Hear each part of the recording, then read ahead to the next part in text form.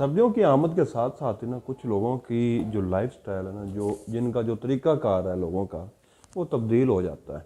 کچھ لوگوں کو میں نے دیکھا ہے کہ وہ اکثر ڈرائی فروٹس کا استعمال کرتے ہیں، اور ہوتا یہ ہے کہ فائدے والی چیز تو ہے، بہت زیادہ فائدے والی چیز ہوتی ہے، لیکن اس کے سائیڈ ایفیکٹس بھی ہیں، صرف اور صرف اسی صورت میں کہ اگر آپ اس کی مقررہ مقدار سے زیادہ استعمال کر لیں گے تو۔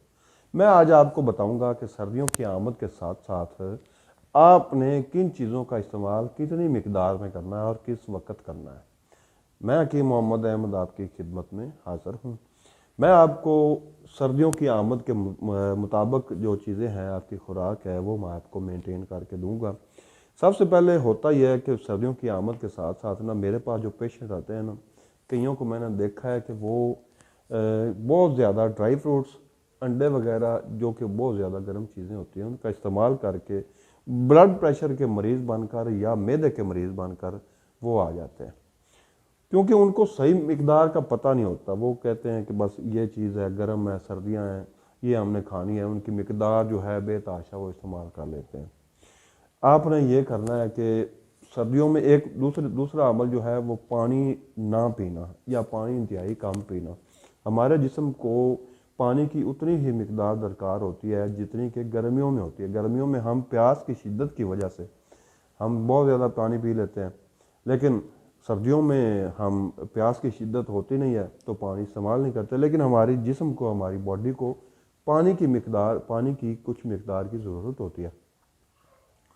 تو آپ نے جو پانی ہے وہ کسی نہ کسی گائے بگائے آپ 1-2 گھونٹ پی لیں۔ آپ نے سارا دن تھوڑا تھوڑا پانی استعمال ضرور کرنا ہے سردیوں میں۔ دوسرا، آپ نے جو ڈرائی فروٹس ہیں ان کی صحیح مقدار یہ ہے کہ یہ آپ نے تقریباً 1 سے 2 تولہ تک آپ نے ڈرائی فروٹس کھانے ہیں۔ کوئی بھی آپ نے اگر ڈرائی فروٹ استعمال کرنا ہے، اگر آپ زیادہ ڈرائی فروٹ استعمال کر رہے ہیں تو ٹوٹل اس کی مقدار 25 گرام ہو، اس سے زیادہ آپ نے ڈرائی فروٹ استعمال نہیں کرنا۔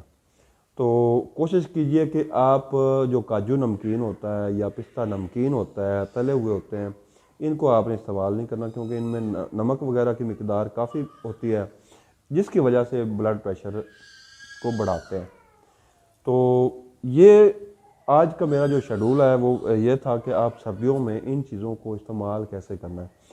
دوسرا یہ ہے کہ آپ نے پانی، میں نے آپ کو پہلے بتا دیا ہے، فروٹر کا استعمال کریں، کیونکہ اس میں وٹامن سی کی کافی مقدار موجود ہوتی ہے۔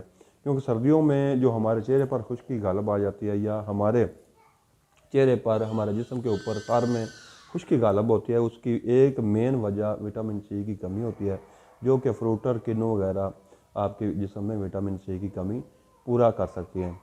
تو اس طریقہ کار کو استعمال کیجئے، سردیوں کو انجوائے کیجئے، انشاءاللہ آپ کو اس طریقہ کار کے استعمال سے فائدہ ہوگا۔